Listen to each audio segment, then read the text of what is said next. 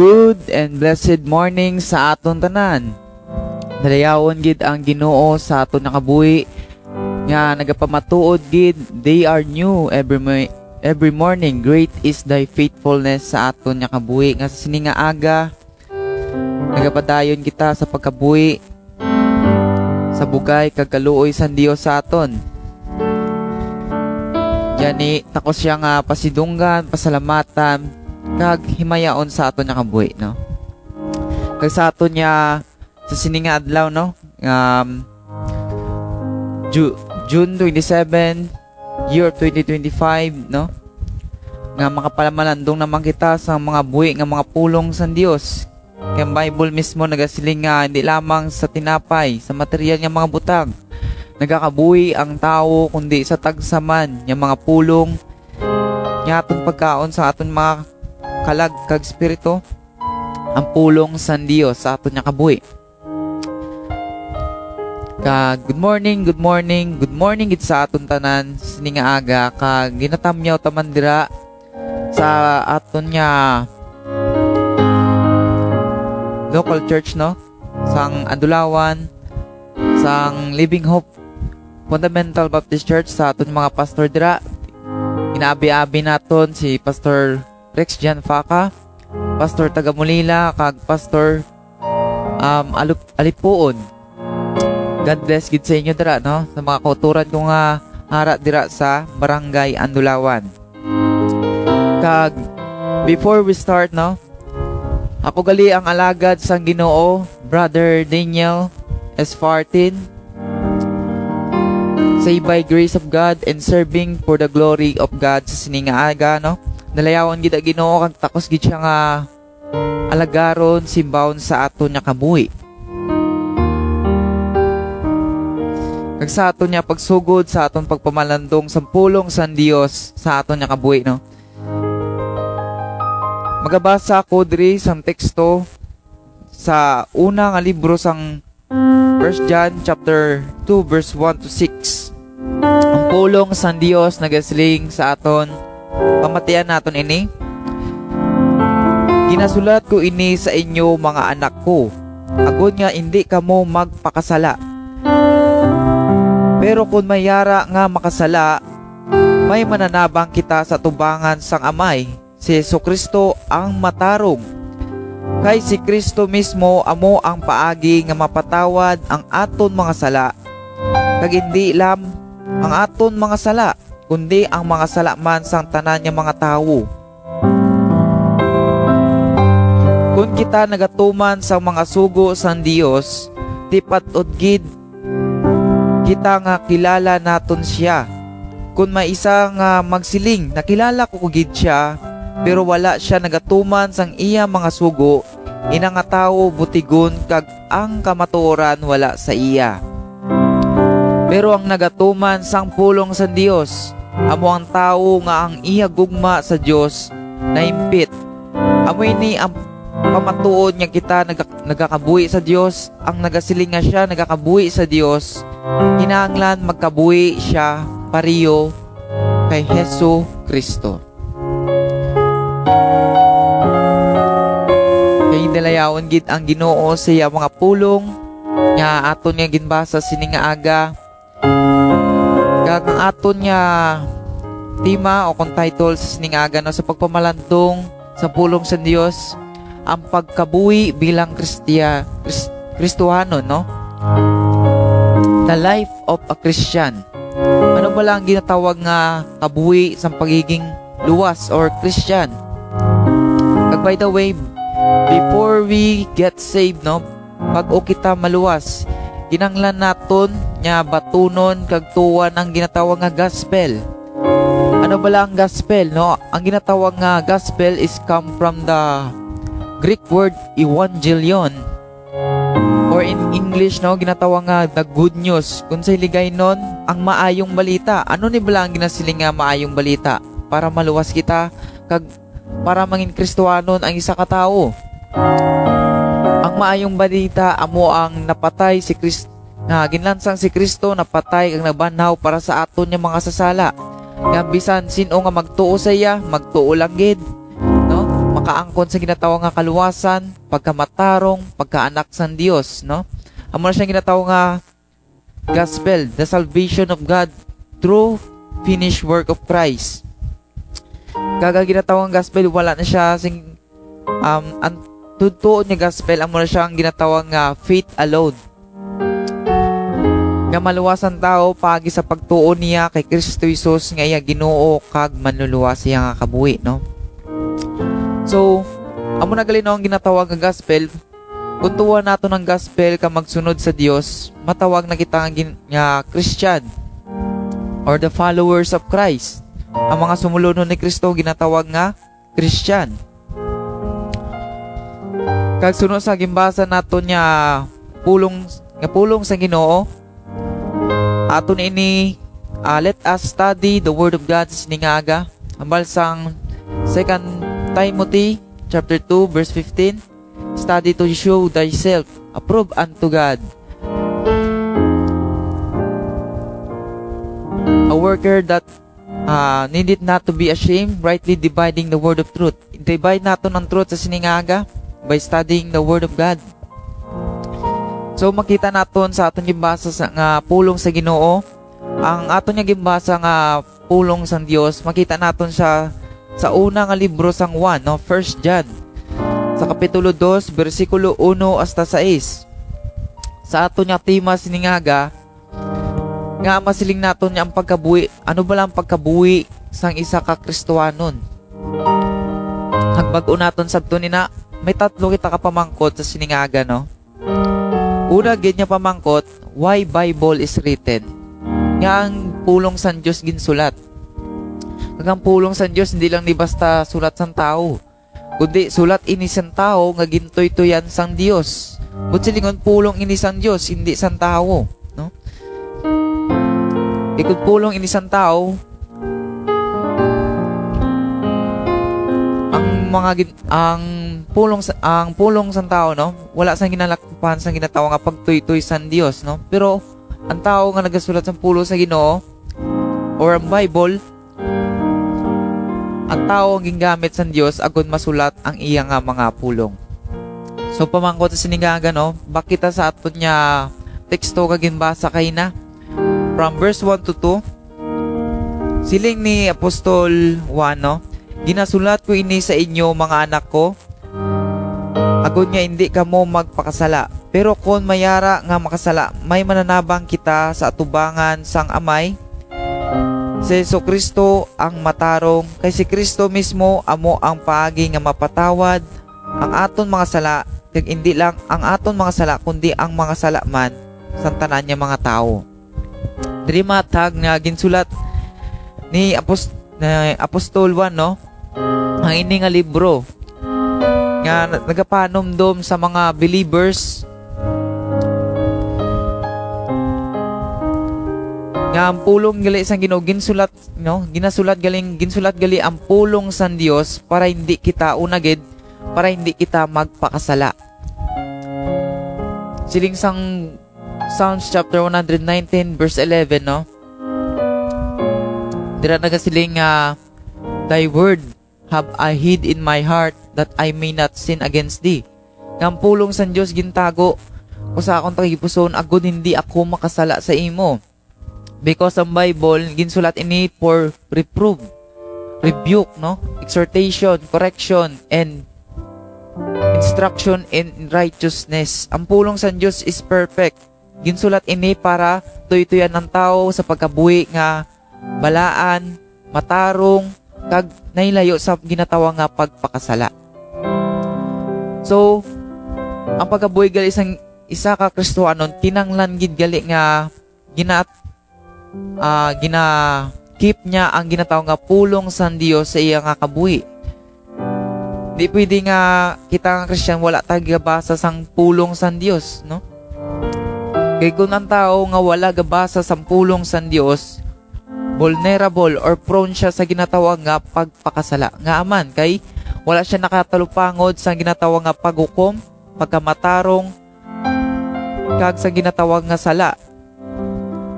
Kay madamo nga ginatumod ang nga sala ang ginatawag ang Bible, no? Madamo Sa Christian pa damo sa ginatawag nga allergy, no? Or bawal sa pagiging Kristohanon.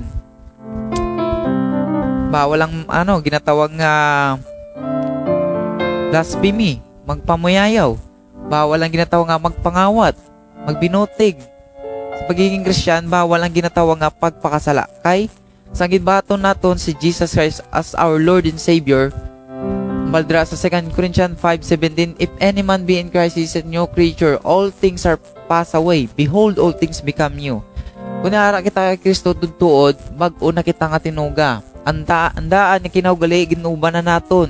Kag kita nangin bag-o na sa tubangan sa Diyos. Kaya baldra sa pulong sa Ginoo,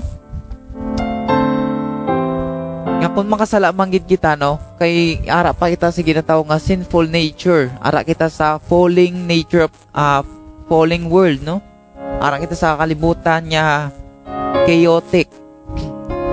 Kung siningon gamo-gamo nga kalibutan, madamos ang gamo, damos ang ilinaway, damos ang gira, no, damos ang gutom. Kung siningon nagasiling ang pulong sa Ginoo, no, kung makasala kita, may matarong kita nga mananabang as Christian. Mananabang nga mo si Ginoong Hesukristo. Adjust, no? Matarong nga kaya magpatawad sa bisan sino nga magpangayo sini sa iya. Kag hindi lang siya sa aton nga mga Kristiyan kaya magpatawad, no? Kundi sa bilog man niya kalibutan. Kung ang bilog nga kalibutan maginulsol sa ilang mga sala, magpanumbalik sa Dios, ang Diyos magapatawad gid sa tanan, no? Kay kadua, no, nga ginsulat ang Bible, kadua, para mabalaan ang ginatawag nga kamatuoran. Actually, kung wala guro ginsulat ang Bible, ang tao bulag gid sa kamatuoran. Kag ang mga tao nga wala sang gabasa sa Bible, ang mga tao nga wala nakatalupangod o kung nakaibalo sa ginatawag nga kamatuoran sila nga kabuhi, no? Sang una nga mga tao, sang wala pa ang ginatawag nga gospel, nagapati sa mga Diyos-Diyos, paganism, nagasimba sa mga kahoy, sa mga ribulto, no? That's a sin na ginasining sa Bible, that's adultery. Kag ang mga tao nagapati sa mga superstition, madamo ginapatian ng mga tao nga ginasining sa Bible nga sala. Ang pagpatis ng tao kung walang Bible, he's deceived from his heart, no? Kung ano makita sa tao mo na din niya nga napati. Pero ang Bible nagasiling sa kamaturan, ang gospel, no? Nga bisan sino nga magtuo kay Kristo, makaangkon sa ginatawag nga kabuhi nga wala sing katapusan. Kag ang Bible hindi ni basta-basta nga libro lamang. It is a book of books. It has an historical account, no, sa ginatawag nga kamaturan, the life, death, and resurrection of Jesus Christ. Kag madamo pa nga writings na nagapamatuod sa Bible. Kag ikatatlo nga punto, why Bible is written? Nga ang Bible ginsulat, no? Katatlo nga punto, para matuman ang Dios kag makilala siya sa aton nga kabuhi. Through the Word of God, makilala naton ang Diyos. No? Through the Word of God, matuman naton ang Diyos. Kung patiyo naton ang ginasiling sa pulong sa Ginoo, kung patiyo naton ang aton ginabasa nga pulong sa Diyos, makilala naton ang Diyos kang matuman naton ang ginasugo sa aton kung may ginatawag kita nga submission. Kung mag-submit kita, magpaubos kita sa pulong sa Ginoo, matuman naton ini sa aton nga kabuhi, no? By the guidance and the power of the Holy Spirit nga nagahikot sa aton nga kabuhi. Padayon kita, basahon naton ang verse 3 and 4. Kung kita nagatuman sa mga sugo sa Dios, tipat-od gid kita nga kilala naton siya. Kung may isa nga nagmagsiling, nakilala ko gid siya, pero wala siya nagatuman sang iya mga sugo, ina nga tao butigon kag ang kamatuoran wala sa iya. Wow. Nagasilinggid sing kamatuoran ng pulong sa Diyos, no? Siling diri, no? For our second question, no? una naton nga question, why Bible is written? Kay kaduwa naton nga question sa siningaga, how to know God? Paano naton makilala ang Dios sa aton nakabuhi? So siling sampulong sa Ginoo, kung kita nagatuman sang pulong sang Dios, sang sugo sang Dios, no? Patud gid nga kilala naton siya. Wow. Matagid, no? Para gali makilala naton ang Dios sa aton nakabuhi, kinanglan naton tumanon ang iyang mga pulong. Kinanglan naton nga magsunod, magtuman kag ibuhat ang iyang mga pulong. Siling sa James chapter 1 verse 22, no? But be ye doers of the word, not hearers only, deceiving your own selves, no? Nga hindi lamang kamo magpamati sa pulong sa Dios, kundi ibuhat man naton sa aton nakabuhi. Yan tao nga nagapamati sa pulong sa Ginoo, kag wala niya ginabuhat sa iyang nakabuhi, kaangay sa buang-buang, no? Kaya kung ginapamatian naton, kag ginabuhat naton ang pulong sa Dios, mangin profitable ni sa aton nya kabuhi, mangin progressive ang aton nya kabuhi, no? Kag matagaan sa ginatawag nga purpose ini sa aton nya kabuhi. Kag siling pagidiri sa pulong sa Ginoo. Kung may isa nga magsiling, nakilala ko gid siya, no? Kung nakilala niya gid kuno ang Ginoo, nagasiling kung may isa ka tawo nagasiling nga nakilala niya gid ang Ginoo, pero siling sa pulong sa Ginoo, kung wala niya man ginatuman ang iya mga sugo, ina nga tao isa ka butigon. Kaya tutuon niya nakakilala sa Dios, nagatuman sa pulong sa Dios, no? Kang nagabasa sa pulong sa Dios, paano naton mabalaan ang sugo sa Dios? Basahon naton ang iyang mga pulong. Kag paano naton tumanon ang pulong sa Dios? Magpaubos kita, magpangamuyo kita, kag ang balaan ng Espiritu magayikot sa aton nga kabuhi, agon niya matuman nato ng pulong sa Dios. So, how to know God? Una gid niya point, no? So, how to know God? Paano nato makilala ang Dios? Una gid tumanon ang iya mga sugo. Kag paano nato matuman ang iya mga sugo? Batunon ang iya bugtong anak kamo si Kristo Jesus nga aton nga kabuhi, no? Kag kung ibaton naton si Kristo, ang pinaka great commandment, pinakadako nga sugo sa Dios, amo lamang ang ginatawag nga paghigugma, love toward your neighbor, toward your God, no? Pagigugma sa imo isig katao, pagigugma sa Dios, amo nang pinakadako nga sugo sa Dios sa aton nga mga tao. Kag hindi na ina siya bugat. Kag sa aton niya pagpadayon, basahon naman naton ang verse 5 to 6, no? Pero ang nagatuman sa pulong sa Dios, amo ang tao nga ang iya gugma sa Dios na impit. Amo ini ang pamatuod nga kita nagkakabuhi sa Dios, ang nagasiling nga siya nagakabuhi sa Dios, kinahanglan magkabuhi siya pareho kay Hesukristo. So, back kita sa life ni Jesus, no? Balik kita sa kabuhi ni Kristo. Ano bala naging kabuhi ni Kristo? Si Kristo, ang iyang bilog nga kabuhi, nagpangalagad sa Ginoo. Ang ginatawag nga love, no? Hindi lang ni siya ginatawag nga feelings. Ang love nga ginatawag, hindi na siya feelings, kundi action ni saya. Kung may gugma kita sa isig katao, o kung sa aton kay ngod, no? Nga mga tao, may ginatawag kita nga act of service. O palangga nato ng isang katao, we are going to be sincere in our heart, no? We are going to be sacrificed. Makuha nato niya, kung makahimo kita sa ginatawag nga sacrifice, kag ginatawag nga service. Kaya tuto niya pagigugma, nagapangalagad. Nagalagad kita sa Diyos, kag nagalagad kita, o kung nagabuli kita sa aton nga isig katao. So, katatlo nga pamangko to, what is life or to live like Christ? Ano ba lang ang ginatawag nga kabuhi? Siling sa pulong sa Ginoo nga gimbasa naton, Dre. Pero ang nagatuman sa pulong sa Dios, amo ang tao nga ang ihagugma sa Dios na impit. So kung nagapangalagad gid gali kita sa Dios, no? Ang aton niya gugma para sa Dios is perfect. Na perfect ang aton niya love toward God. Kung nagapangalagad kita o kung tawag sinay nagatuman sa pulong sa Dios. Kaya kung may ginatawag kita nga gugma sa Dios, no? Ang ang tanan niya nga mga sugo sa aton hindi na mabugat, kundi kaya na naton tumanon kung may ginatawag kita nga gugma sa Dios kag sa aton niya isig nga tao. Kag balik kita sa life ni Jesus. Si Jesus Christ, no, ang iyang kabuhi is full of love, full of peace, full of compassions sa mga tao. Si Ginoong Jesucristo nagwalis ng mayong balita, nagpamulong, nagpakaon sa mga isig nga tao. That is a good work, no? Kung may ginatawag kita nga alam, makahimo kita sa ginatawag nga good works.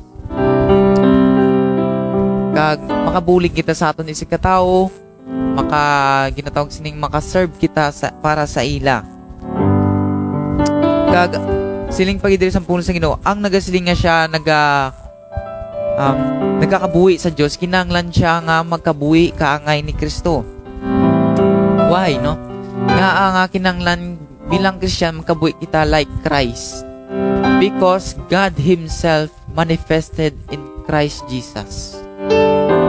Ang Diyos nagpakilala sa kabuhi ni Kristo Jesus, no? Ang work gani ni Jesus Christ is the work of His Father. Basahin natin sa John chapter 4, no? So kung magkabuhi kita as Christian, dapat magkabuhi kita as Christ, hindi as other Christian. Ang other Christian, hindi, kung kisa may stumble kita, kung ma-discourage kita, kung maglantaw kita sa aton niya fellow Christian, na binasa mga ginatawag nga lukewarm or carnal, o kung ginatawag nga bagwan lang nga Christian nga wala pagid nagtubo. Kaya kung mag-focus kita sa iba niya tao, ma-discourage kita ya. Kaya hindi man tanan niya tao perfect, hindi man tao nagapangalagad sa Ginoo, hindi man tanan niya Christian nagabasa sa pulong sa Ginoo. So dapat tulukon naton hambal sang Hebrews chapter 12 verse 2, looking unto Jesus, the author and finisher of our faith, who for the joy endured the cross, despising the shame, and is set down at the right hand of the throne of God, no? Magtulok kita kay Kristo. Kangay ina nga nagakapit kita sa isa ka baso nga puno sa tubig, kinanglan nato maglibot sa sample sa palibot ng simbahan nga hindi dapat maula ang tubig samtang nagapamati sa pulong sa Ginoo. Amo na siya, no? Looking unto Jesus, the author and finisher. Kaya nga kinanglan niya kay Kristo lamang kita magtulok sa pagpangalagad. Kay ang Diyos sa aton ginalagad, hindi ang tao. Amo nang kamaturan. Kag what is life, no? Si Kristo ang kabuhi. Nagasilingid ang pulong sa Ginoo, no? Na Jesus Christ, the resurrection and the life. John 11 verse 25, no? Kag ang pagkabuhi, amo nang pagsunod sa pulong sa Dios sa aton kabuhi. Because Jesus also is the Word of God, or the Word of life, no? Sa aton niya kabuhi. So, sa aton niya observation, no? Nakahimo kita sa ginatawag nga tatlo ka pamangkot why Bible is written. Nga ang pulong sa Dios ginsulat. Kay kadua, how to know God. Katatlo, what is life. Sa una nga pamangkot, nga ang Bible gin-write, no? To live righteous, no? Nga ang Bible ginsulat para kita nga mga tao, hindi kita magkabuhi sa ginatawag nga pagpakasala. Kadua, agon niya magkabuhi kita nga balaan, kag mabalaan naton ang kamaturan. Kag katatlo, matuman ng Dios, kag makilala siya ang iya pagpatawad kag ang iya mga pulong. Kag kaduwa nga pamangkot, how to know God, paano naton makilala ang Dios sa aton nga kabuhi. Tumano naton ang iya mga sugo, batunon ang kagtuwan ang iya bugtong anak nga si Kristo Jesus, kag ang ginatawag nga paghigugma. Kay katatlo nga question, what is life and how to live like Christ? Ano ang ginatawag nga kabuhi kag paano magkabuhi kaangay ni Kristo? Ang pagkabuhi amo si Kristo, kag ang pagkabuhi kaangay ni Kristo amo ang pagtuman sa pulong sa Dios, no? Ang ginatawag mo lang nga, the Word became flesh, no? Kung ang pulong sa Dios ginatuman naton sa aton nga kabuhi, ang pulong sa Dios maging powerful sa kabuhi sa tao, kung hindi lamang niya ginpamatian, no? Kundi ginbuhat niya gid sa iya nga kabuhi. Di lamang niya nagabatian nga kinanglan gali magbasa sa pulong sa Ginoo. Tapos wala na dayon. Hindi, kung nabatian natin niya kinanglan natin magbasa sa pulong sa Ginoo in Joshua chapter 1 verse 8, mabasa kita sa pulong sa Ginoo and our life may become blessing sa iban nga tao, and we have knowledge about the word of God. Kag anong kabubuton sa Ginoo sa aton. Kag kung mabatian naton niya in Matthew chapter 16 verse 41 26 verse 41, no? Ginatawag daw, watch and pray that ye enter not into temptation. Nga magpangamuyo kang magbantay.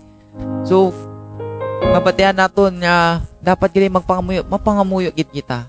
Because ang pangamuyo mo ng protection naton. Dirang Ginoo maga-provide sa aton. Kag maga-protect sa aton sa tanan niya tiyon, no? So sa sinin naman nga tiyon, nantaw naman naton ano ang ginatawag nga hindrance. Before gali sa ginatawag hindrance, no? Ano ba lang ginatawag nga truth about the true Christian? Ang kamaturan nanungod sa tuod gid nya Kristiyanon. So sa aton nya pagpamalandong ginanabalaan naton nya ang pagiging Christian when we accept Jesus Christ as our Lord and Savior and follow Him in our life, no? And live like Christ sa aton nya kabuhi. Kaya yung tutuon niya Christian,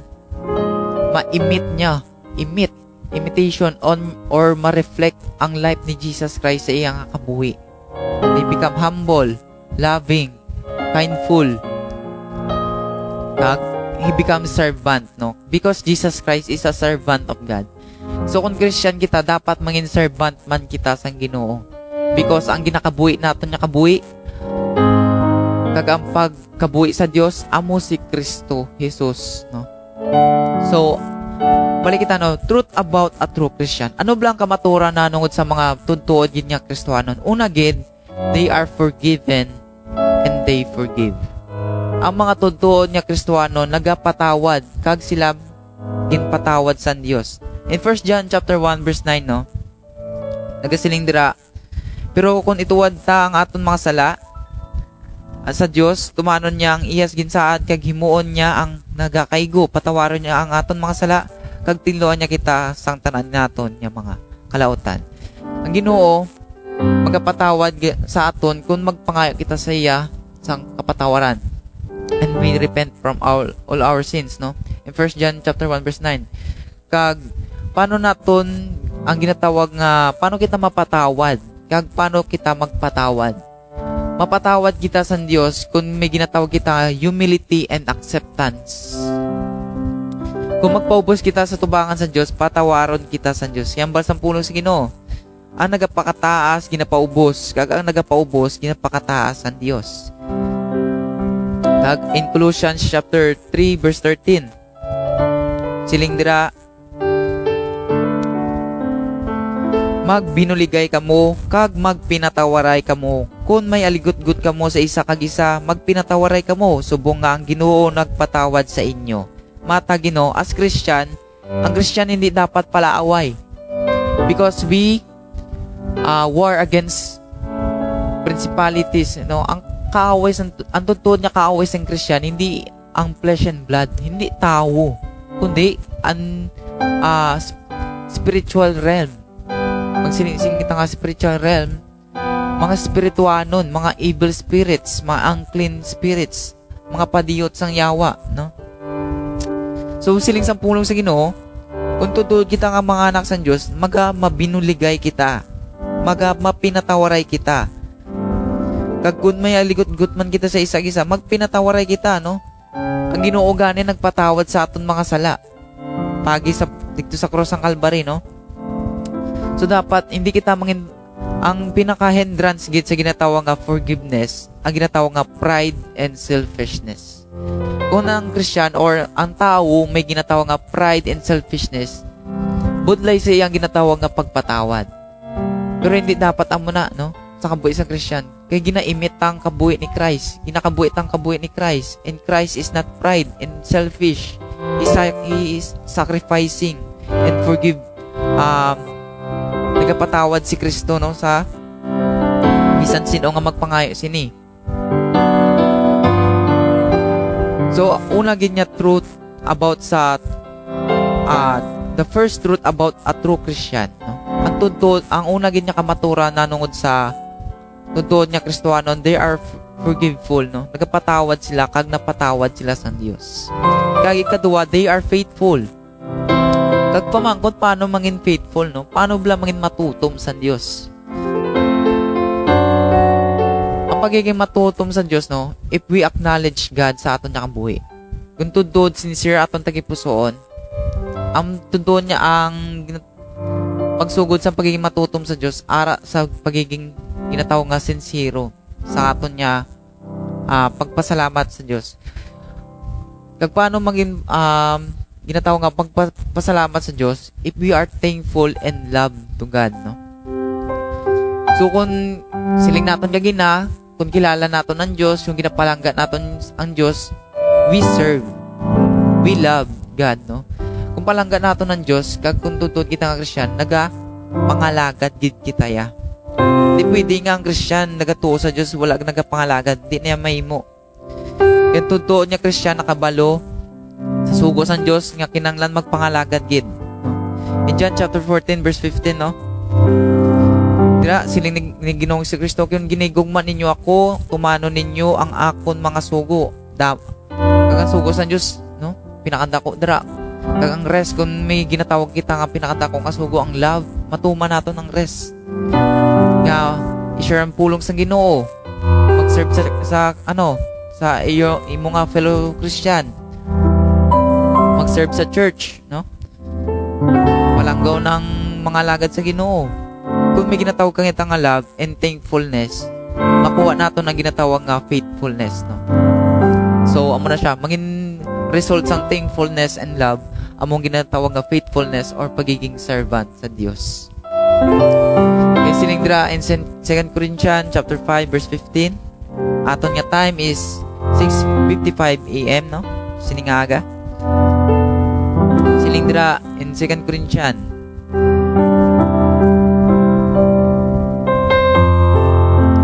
5 verse 15. Nagasiling ang pulong sa Ginoo. Naging matay siya para sa aton, yung mga tawagon niya ang nagakabuhi, hindi na magkabuhi para sa ila kong galingon, kundi para lang sa iya nga napatay kag ginbanaw tungod sa ila. So napatay gali si Jesus Christ agud mapatay kita sa ginatawag nga sala, kag magkabuhi kita sa Dios, sa pagpangalagad sa Dios. So ang kamatayan ni Kristo taga-resemble ini dapat napatay na to ang ginatawag nga daan naton nga kinaugali, kag magkabuhi kita sunod sa pagtawag sa aton sa Dios, sa pagpangalagad.